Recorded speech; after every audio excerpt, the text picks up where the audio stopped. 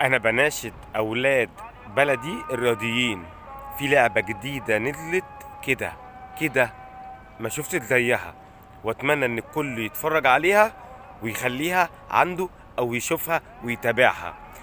اللعبة دي نتيجة ماتش منها كان اهو، دي نتيجة ماتش واحد، مش نتيجة 10 ماتشات، ده ماتش واحد. اول مرة نشوف لعبة كده. انا مش عارف اللي احنا بنعمله عندنا ده ايه يتسمى ايه، والله ما عارف بصراحة، انا مش عارف اللي عندنا ده نسميه ايه. ده احنا عندنا دوري الفرق كلها ما بتجيبش ال9 تجوال دول، الفرق كلها ما بتجيبش 9 تجوال في الدوري.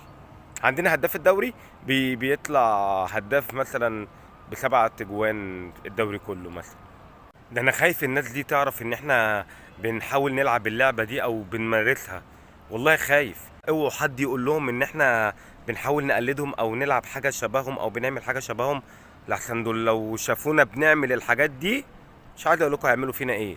يا رب ما يوصل لهم ان احنا بنحاول نقلدهم في اللعبة دي، يا رب.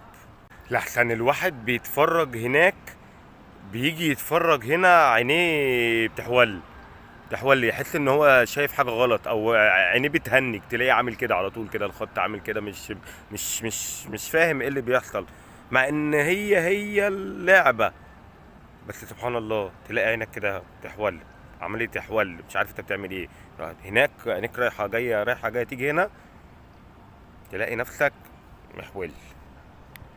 ماتش فيه الاجوال دي كلها، عايزين بقى نعرف ده فين وننزله ونتعلمه، علشان عيننا اختلفت، احنا بنشوف حاجات عجيبة. اتمنى من كل الشعب المصري والشباب الرياضية انها تتفرج على اللعبة الجديدة اللي لسه نازلة دي.